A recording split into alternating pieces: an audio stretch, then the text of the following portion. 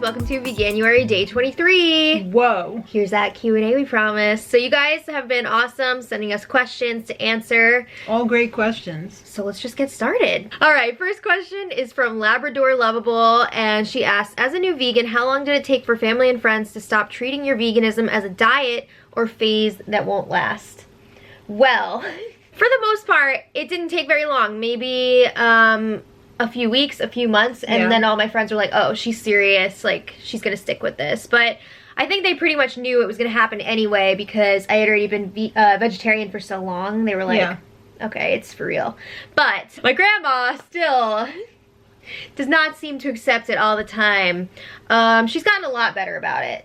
She's gotten a lot better about it. But there's always gonna be a few people here and there who are like, oh, you're just going through a phase, whatever. I mean, I was vegetarian when I was a teenager for a short period of time, and then well, it was a bad situation all in all because it was anorexic bulimic, and then I decided to go vegetarian, and then that all fell apart. And so I think in terms of eating, my parents really were very skeptical about me doing anything out of the ordinary because they didn't want me to fall back into a eating disorder. So I think, you know, my mom is very skeptical. Okay. So I think the takeaway from this is don't let other people's opinions keep you from doing what you want to do. You know, if you want to pursue this vegan lifestyle and you feel like it's right for you, just go for it. Who cares if people don't take you seriously? As long as you take yourself seriously,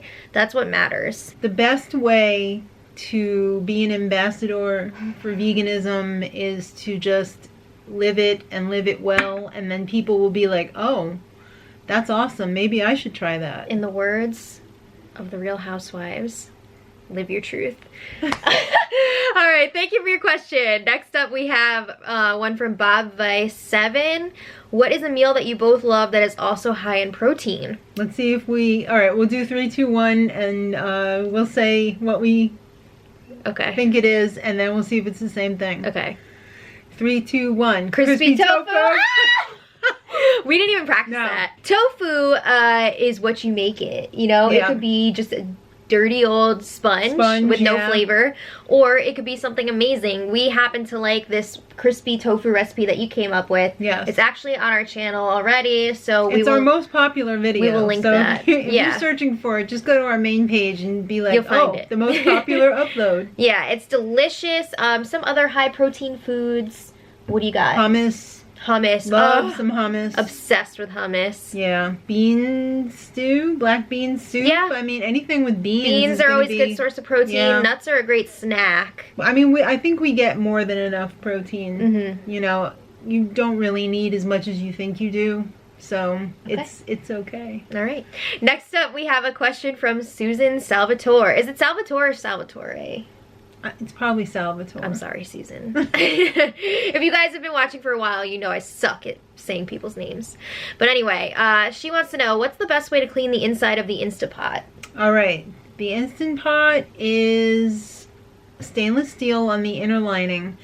And sometimes you can get a little burnt stuff on there. And while it comes off pretty easily, I have noticed that it still has a film on it sometimes. It's just the nature of the stainless steel.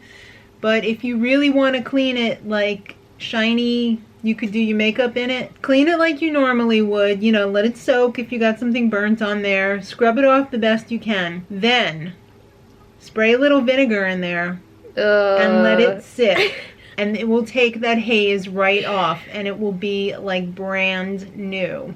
I gotta say, works wonders. I cannot stand the smell of apple cider vinegar, but it is so good for cleaning. It's good for so many things, and cleaning is definitely one of them. So it's not good for smelling. No. Well, you can use regular vinegar too. It doesn't have to be apple cider. Yeah. And Susan also wants to know, do they carry the nutritional yeast in ShopRite, and what's a good price for it? They do carry the nutritional yeast in ShopRite. They have Bob's Red Mill, and they have one other brand that's expensive. Don't even look at it. It comes in a little, it looks like a Parmesan cheese shaker thing. How much do you feel comfortable paying for it? I don't know offhand, but I get mine from Amazon Subscribe and Save. I get a whole case of the Bob's Red Mill. That seems to be a really good price. However, recently I've seen people say the Hoosier, I think it's Hoosier Hill Farms, or it's either Hoosier Hill or Hoosier Farms. The one in the big plastic tub, I believe, is the best price, and that is on Amazon. All right, we'll It's have a to big look into container, but if you use it a lot, it's worth it, and we do. All right, thank you for your questions. Next up, we have one from Christina Gutierrez, who loves our black bean soup. So glad you like it. But she wants to know, is it normal for it to all be black? Yes. It is. If you use canned beans, you notice that they're not quite as black as when you cook the beans without soaking.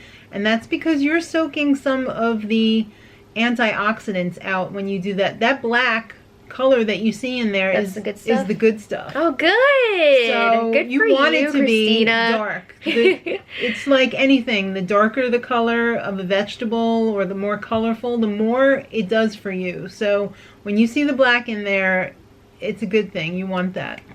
Martha Stewart, it's a good thing. Yeah. Okay. Kelly McPherson, from what I understand, she's already vegan, and she said that her husband is like, hey, I'm gonna try this out with you. Whoa. That's awesome. That is Good luck to you guys. amazing. Yeah. But she wants to know, is it actually possible to be a poor vegan? Like, is it going to bankrupt you? Can you live that lifestyle on a low budget? You absolutely can. The thing that is so expensive that people say, oh, I couldn't afford to be vegan, is the vegan junk food. The replacements are definitely more expensive than the actual thing. So, like, instead of buying meat, when you buy like those Gardein or field roast or whatever, the replacements, they're going to be expensive because they're using unique ingredients that are not typically it's processed. I mean, if you eat like a vegan ate 20 years ago, say, before they had all those products, it's super cheap because you're buying beans, you're buying rice, vegetables, fruits, all things that are cheap. So when you go and look at countries that eat vegan diets, primarily, they're eating beans, they're eating rice, they're eating pasta. I mean, you know, it's all stuff that is very reasonably priced. It's our dirty American junk food that is expensive. Well, to build on that, she asked, how much more do you spend on groceries now on a vegan diet in comparison to non-vegan groceries? Again, you want to focus on buying those whole foods. That's going to save you a lot of money. You know, also it's hard to tell. We have been vegetarian for like 8 years, so I haven't really been in the habit of buying meat. The meat that I do buy is, you know, not expensive. It's for the dogs and it's not very expensive, but when I think back to when we ate beef or, you know... Ooh, that's expensive. It's really expensive now. So, I mean, I'd be curious to see what my budget would be now with today's prices because, I mean, 8 years ago, food was much, much cheaper. Food has really gotten expensive in the last, you know, 5-6 years for some reason. But it's definitely cheaper if you don't buy the bad stuff. Thanks again for your questions and good luck to you and your husband. Keep us let us know how it goes. How it's going. Let us know how it goes. Okay, next up we have some questions from Barbara Rote. Number 1, how long until you feel really satisfied with vegan foods? I have always felt really satisfied with vegan foods because we make some pretty tasty recipes, and while it's not ever going to be the same exact taste as meat, it's a different taste, and it's a really good taste that you know, we haven't had that before, and now that we've had it, it's so comforting to me. Like, I really look forward to eating certain vegan foods. You know, when we first went vegan, I was not the biggest fan of hummus.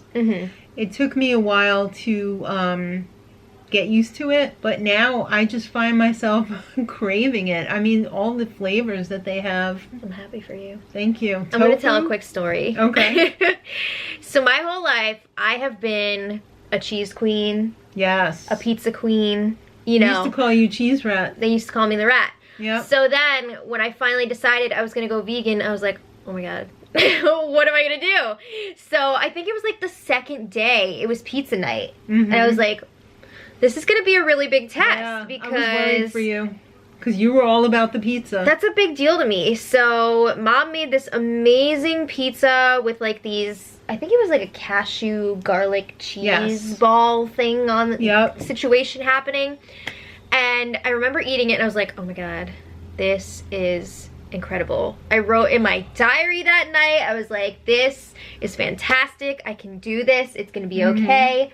And that to me was like, that was it. A weight had been lifted. Yeah, I was like, whoa, now I can do this. It's gonna be all right. So honestly, like immediately I decided this is okay. I'm satisfied. Like, good. It's all good.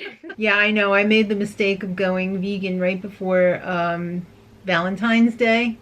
Watching everyone eat their Reese's peanut butter cups, but then I made some vegan Reese's peanut butter cups and I was like, whoa, I'm not missing out on anything. Right? It was really good. And I think the longer you stay away from things like that, like super processed sugary foods, the more you come to appreciate natural flavors like fruit. I always call fruit nature's candy, but it's true. Like fruit is so much sweeter now. It is. That I don't eat all that other stuff. And I feel so much more satisfied with things like fruit. I can't eat as much candy as we used to eat. Oh, hell no. The sugar is just too sweet and it makes me feel sick afterwards. If I had a Snickers bar today or like a Reese's peanut butter cup after not eating it for like a year and a half, I would probably pass out and throw up and choke on my vomit. Like it would be that bad. Yeah, you learn to appreciate the natural flavors more and more as time goes on. All right, next question. What kitchen tools are necessary and useful for the new vegan? That's a great question. Yeah, there are two that I pretty much consider I cannot live without. And that is a high-speed blender. Yes. It's so important. It is. For the creamy sauces and I just do so much with it. And the other one is the Instant Pot. That just makes life so simple. It's a game changer. Fast. Yeah, amazing. And cuts down on time in the kitchen and everything. If I were to pick a luxury item, I would pick a rice cooker because I'm just not all about waiting around for that rice on the stove. I just want to put it in the rice cooker and forget it, and it comes out perfect every time, and I don't have to do a darn thing. Woo! I like this next question. I like this. Is Mark a difficult vegan vegetarian? He's not. He's not because he's not. Yeah. He's not a vegan or a vegetarian. We consider Mark a flexitarian. So pretty much while Mark is in the house, he eats what we eat. Right. We have kind of like an unwritten rule that if we get takeout or if we go outside of the house, you can get... When is that? No. Yeah, you can order whatever you want at like a restaurant. Nobody's going to look down on you if you want to get meat. What's going on in there? Obviously not you or I. No, we mean like Dad. And Sean. And Sean. Yeah, the rest of the Kristen family. is vegetarian now. Right. I mean, over time, Dad has become more and more accepting of the vegan food. He's like, wow, this is delicious. And he doesn't seem to complain about not having his meat anymore. Like, for a while, he would, in like kind of a half-joking, half-serious way. But now it's like... I think he's really coming over to our team because I know that when we go food shopping together, he starts looking at other people's carts and he's like, don't they know that that's not healthy? And I'm like, oh. Dad! He's getting woke. Thanks for your questions, Barbara. All right, next question is from Helen Monroe, and What's up, Helen? Yeah, Helen leaves great comments all the time. I love it. Have you ever thought about making a t-shirt for all of us that says vegan as fork? That'd be hella cool. Oh my God! We agree. We've been wanting to do merch for like the longest time, but we don't know what to put on it. We don't know if anyone would buy it or wear it or anything, so... Definitely. Do you guys want that? Would you wear it? If we were to make it, it would definitely be vegan as fork because I think that's a little clever. I like it. I like it too, obviously, because that's what we named our channel. Yeah. So yeah, we would like to do that sometime in the future. I don't know when exactly it's gonna happen, but let us know in the comments if you guys want that so we know, and we'll work on it. Yeah. All right, next question is from Never Give Up 092. She said, I've heard in some cases of women going vegan that they will lose their period. I started my vegan journey at the end of December and mine should have come already, and now it's almost the end of January and no period. No, she's not pregnant. So, she just wants that out there. That is not what's going on here. And she says, have you ever experienced this or knew someone and had any info on this? That is a great question. Thank you for asking. Okay, so I already answered this in the channel. Right, we wanted to still address it because I think it could help a lot of other people watching. Yeah. So personally, I have not had any like fully missed periods. I've had instances where it'll come like, I don't know, 5 to 10 days early, but that's like pretty rare. It has happened though. That could be stress too. Yeah. The thing is, anytime you alter your, I was gonna say you alter your life. Alter your like, you have a major life change. Yeah. Say you have a major life change, like you start exercising regularly or you change your diet, like you start eating a vegan diet. There is that chance that you're gonna screw around with your cycle a little bit. That's totally normal. I think if you miss more than one though, the more you miss after that, it gets more I would ask serious. the doctor, see what's going on. But I did lose it for you did? a year about okay. When I was anorexic. And I was seriously anorexic. I was near death. I had lost 60 pounds in 2 months time. So losing that drastic amount of weight really takes a toll on your body, and it was starting to shut down, you know, my reproductive system. So it took a whole year for it to come back, but I don't know how much you're eating. I don't know if you're stressed out. I mean, I would think so around the holidays on top of going vegan. That is true. You know, being stressed out as well. Yeah. I wouldn't worry too much yet because like I said, any kind of life change like that, there is the chance that things are going to shift around. But if it does keep happening, I would ask your doctor or your gynecologist like what's going on here. Thing you can try, I would try and eat some more natural fats like avocado or more peanut butter or you know, just something more nuts, something that's going to give you a little bit more calories, but is not going to be processed, you know, healthy fats. Right. So you could try something like that, but if you miss more than one, I would definitely ask your doctor about it. Right.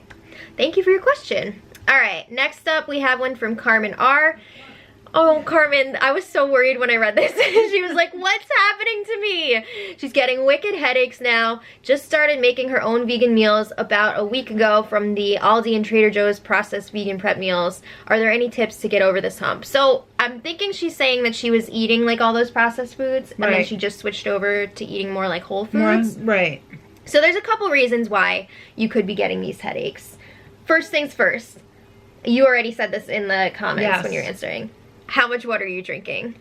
Make sure you're well hydrated because I know that when I do not drink enough water, I get wicked headaches. So many headaches are just caused simply from dehydration and people don't even realize it. So the first thing I do when I feel a headache coming on is just chug a bunch of water because you might not even realize it through the day that you're not drinking enough. So I think when you get any headaches, the first thing you should do is drink a bunch of water. Another thing that could be causing this, detox. Yeah, you can literally be addicted to certain foods. You can be addicted to things like cheese. It's the same for any other type of food. So when you stop eating something like that, like, you know, processed foods like that, your body is going to be like, what the hell? Where is this? Yeah, it doesn't even have to be processed foods. It could just be... It could be any type of food that you eat all the time and your body starts needing it. It could take you like a year to detox from like meat. Definitely the detox is a lot more than you would think it would be. Yeah. And it does take a long time. So like we said, the best thing that you could do for the detox even is drink water because that will help flush out those toxins. And I would also possibly maybe eat more like natural detox things like parsley and cilantro and things like that. That will help flush your body of the toxins as well as the water. So good luck with that. I know it's not easy, but you can do it. You can Stay do it, strong. and you're doing it. You're doing a great job. All right, and last but not least, we have a question from Beth F. She asks, have either of you ever had a food mistake intentionally because you wanted that particular item and then felt remorse afterwards? No. I can't say that I have either. No, I have made some mistakes here and there, but they were not intentional. Accidental. Yeah. And yes, I did feel bad after. Even though they were accidental, we still did feel bad. Yeah, I mean, I can think of a few instances where maybe I like was at a family thing and I had mashed potatoes or something at the holidays. But we didn't know it had butter in it. Yeah, and I was like, wow, these mashed potatoes are great. And they're like, oh, yes, they are. And I was like, oh no. And I was like this close to like going to the bathroom and being like but I didn't. Yeah. No, I mean, you can't help those things. If you don't know it, you shouldn't feel bad about it. Right. But we're both ethical vegans primarily, so actually the thought of eating any kind of an animal product really is a big turnoff. Yeah, I don't really want to do it. I haven't been like tempted or anything, but I totally understand when people are, and I don't think anybody should beat themselves up over that. If it happens, it happens. If you want to continue with the vegan diet, go for it. If you don't, it's not for you. You know, it's not for everybody. Right. But I don't think anybody should beat themselves up over I think a lot of people get hung up on, I'm a vegan, so I have to be 100% perfect all the time. You don't. You really don't. Yeah. I mean, if you want to have, like, let's say you're going out for a special dinner or you're at a wedding and they don't have a vegan option, or you do what you got to do to survive. Right. I saw some woman on YouTube and she was saying, I'm not perfect. I was on a flight for like 12 hours and all they had to eat was these cookies. And obviously they weren't vegan. And she considered herself a vegan and she ate the damn cookies because that's all that she had to eat. Sometimes you gotta do it. And she didn't feel bad about it either because, I mean, she's gotta eat. You gotta eat. So you do what you gotta do. Mm-hmm. One of the things that I always do, I always have a snack. Snacks. Multiple snacks in my bag, so I'm always prepared. If I go somewhere and they do not have food for me, I feel bad being like, I can't eat this, but at the same time, like, all my friends who I'm usually with know that anyway, so they're like, you know what, if you're gonna pull a snack out of your bag, whatever, that's fine. Like, you do what you gotta do. So if you want to set yourself up, always be prepared, have a snack. Also, ready to go. Also, when we go to family events, we always bring our own food. Yeah. Because not, you know, like saying, well, your food's not good enough for us. It just makes it easier on them. I don't want them to go out of their way to make a special meal for us. Or sometimes they will say, oh, you know, I left this out of this, or there's not any animal products in this. Right. Or they'll have like a bean dish for us, which is really nice. But I also feel like it's a big ambassadorship to bring something that's vegan and tasty for everyone to try. True. It may or may not turn them on to veganism, even if it's just one meal. Right. You know, maybe next time they'll say, well, I could have this for dinner one night, and then that one meal might become more than one meal, or maybe they're starting to crave that. I mean, I could dream, can't I? But anyway, we want to thank all of you guys for your questions. This went on super long. Sorry about that. Sorry, I hope you got something out of it. Yeah, but I hope Veganuary is going great for you guys, and keep up the good work. We're going to have many more recipes after Veganuary as well. We hope you guys stick around. We hope if you've done Veganuary, you continue with the veganism after January if you're feeling good about it. And that's thumbs it. Up. All right, so until next time, for more. much love.